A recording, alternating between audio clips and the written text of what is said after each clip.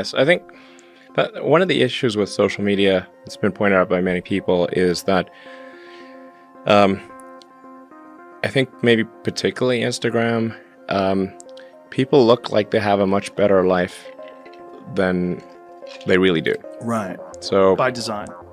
yeah, people are posting pictures of when they're really happy. They're modifying those pictures to be better looking.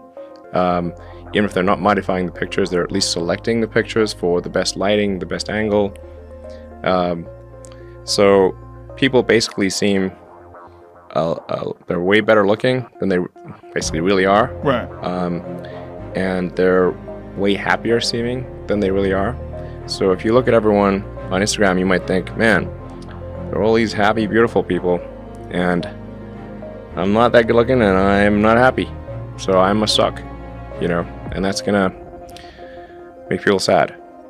So when in fact, those people you think are super happy, actually not that happy. Some of them are really depressed. They're very sad. Some of the happiest seeming people, actually some of the saddest people in reality. And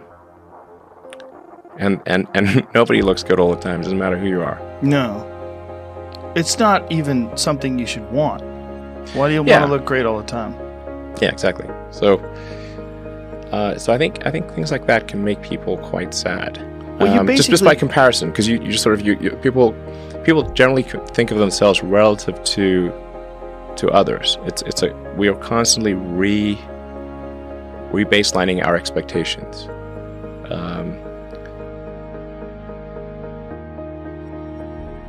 This battle that's going on between Tim Cook and Facebook, I fucking love it. I love that he's stepping up and saying, hey, you can just advertise. You don't have to gather up people's data and sell it constantly.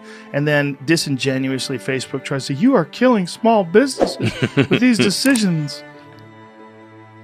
The fuck out of here. You're not killing small business. We're killing this one gigantic information gathering business that's decided that it's going to take all of the data that people didn't know was valuable and sell it and make fucking billions of dollars.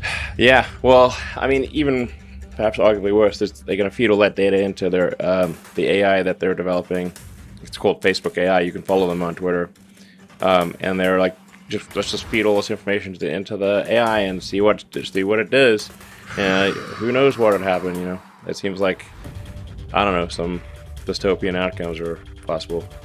Well, I think things that are a danger to the public should have some kind of public oversight. Yeah. So, although sometimes we have our disagreements, I'm, in favor of the FAA and NHTSA, and the various regulatory agencies, FDA and so forth. I think we're better off having them than not having them. There is a risk-reward asymmetry in that they tend to be perhaps not weigh the good as much as they weigh the bad. Because their incentive structure is, they get punished a lot for approving something, but they don't get punished that much for not approving something. So that's just in the nature of government. But nonetheless, I think everyone would feel safer flying with the FAA than not having an FAA. Or we feel safer buying food and drugs having a regulatory agency oversee this stuff.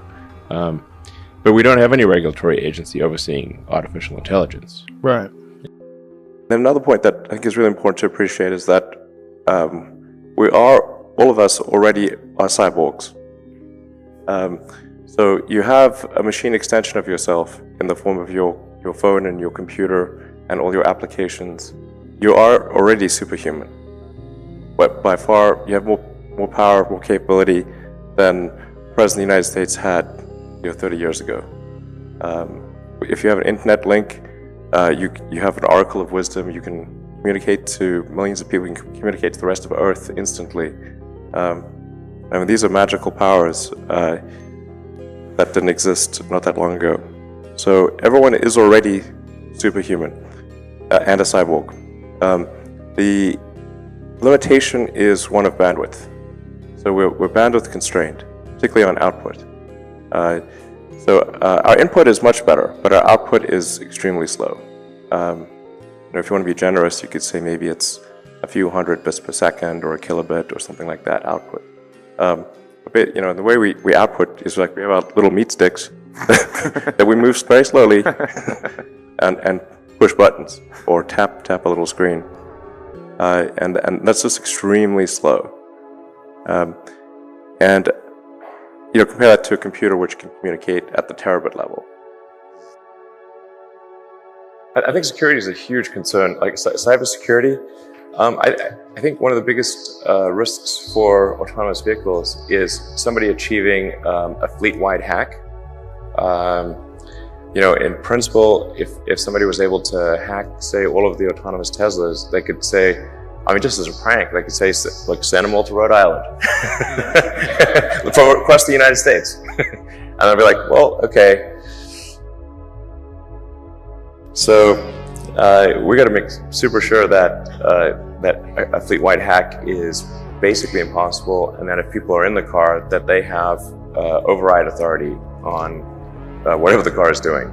So if the car is doing something wacky, you can press a button that no amount of software can override. That will ensure that you gain control of the vehicle and cut the link to the servers. So that's pretty fundamental. Within the car, we actually have, even if somebody gains access to the car, there are multiple subsystems within the car that also have specialized encryption. So the powertrain, for example, has specialized encryption. So even if somebody would gain access to the car, they cannot gain access to the powertrain or to the braking system.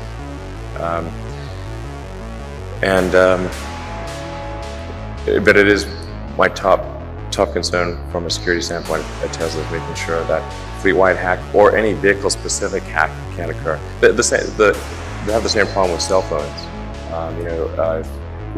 It's kind of crazy today that we live quite comfortably in a world that George Orwell would have thought was super crazy.